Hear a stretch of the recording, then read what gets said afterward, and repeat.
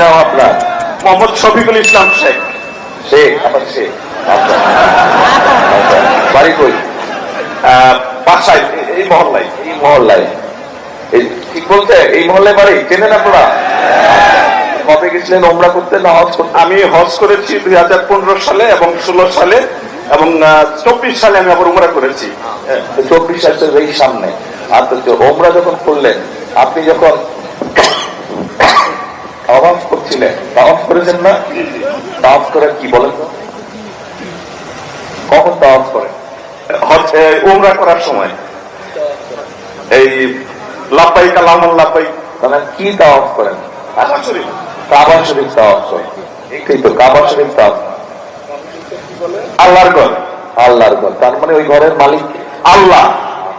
এই যে আমরা এই পৃথিবীর মধ্যে আছি, দুনিয়া আছি, চান আছে নাকি? চান? চান নাই? আছে? চান দেখা যায়? আচ্ছা, আছে? আছে না? মেঘলা আকাশ। এই যে চাঁদ দেখি, দিনের বেলায় যে সূর্য ছিল, এই চাঁদ সূর্যের মালিক আল্লাহ। এই দিন দুনিয়া সবকিছু সবকিছু মানে আল্লাহ। তাহলে এই যে আমরা জানি ভালো কাজ করলে আল্লাহ জান্নাতে নেবে, খারাপ কাজ করলে শাস্তি দিবে, দোজখে নেবে। এই জান্নাত আর দোজখের মালিক আল্লাহ।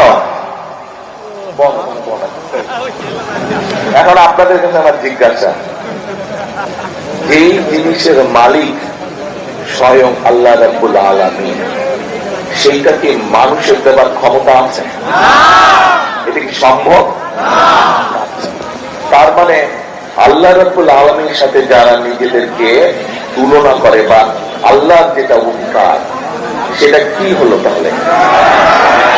তাহলে এটা এক তো শিরকি হলো, আরেকটা মানুষকে ধোঁকা দেওয়া হচ্ছে। যারা ভোটের আগে এরকম ধোঁকা দিতে পারে, তারা ভোটের পরে কি করবে এবার বোঝেন আপনারা। তাহলে এইবার বোঝা গেল, শুধু যে ভোট নিয়ে তারা ষড়যন্ত্র করছে তা না, শুধু যে তাদেরকে 50 বছর আগে আমরা দেখেছি তা না, তারা মানুষকে ধোঁকা পর্যন্ত দিয়েছে। এবার আসেন তাদের ধোঁকার আরেকটা, এই গত 2 দিন ধরে পত্র পত্রিকা সহ সোশ্যাল মিডিয়াতে দেখি যে তারা বিভিন্ন মা বোনের কাছে যাচ্ছে, গিয়ে এমনকি গিয়ে ওই এনআইডি নাম্বার নিতে, বিকাশ নাম্বার নিতে। শুনছেন খবর? কি খবর এটা পেয়েছেন আপনারা?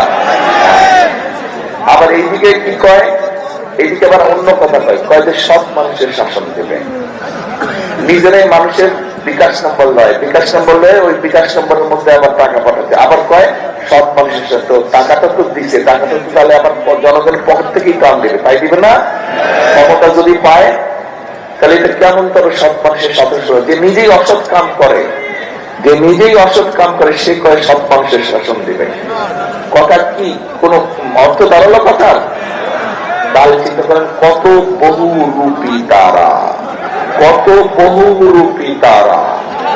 কাজে এই দেশকে, এই দেশের মানুষকে, এই দেশকে, এই দেশের মানুষকে এদের হাত থেকে রক্ষা করতে হবে। এখন যদি আমরা বলি, মন দিয়ে শুনেন কি করি, এখন যদি আমরা বলি এই যে ঢাকা শহরে কিছুদিন আগে ভূমিকম্প হলো না, কয়েকবার ভূমিকম্প যে হলো, নরসিংদীতে হয়েছিল, নরসিংদী এখানে হয়েছে ভূমিকম্প। হ্যাঁ,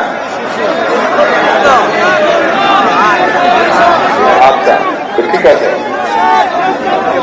উৎপত্তিস্থল। আচ্ছা, এখন যদি আমরা বলি এদের এইসব শিরকের জন্য আল্লাহ সতর্ক বার্তা দিচ্ছে আমাদেরকে, তাহলে এদের এই মিথ্যাচার, এদের এই মুনাফিকি, এদের এই শিরকের জন্য আল্লাহ হুঁশিয়ারি দিয়েছে যে তোরা এগুলা বন্ধ কর, না হলে এখানে বলবো। আমরা যদি এইটা বলি কোথায় যাবে তারা? কাজে আসুন এই শিরকিদের হাত থেকে, এই মুনাফিকদের হাত থেকে, এই ধোঁকাবাজদের হাত থেকে এই দেশকে, এই দেশের মানুষকে রক্ষা করতে হবে। এবং রক্ষা কারা করতে পারবে?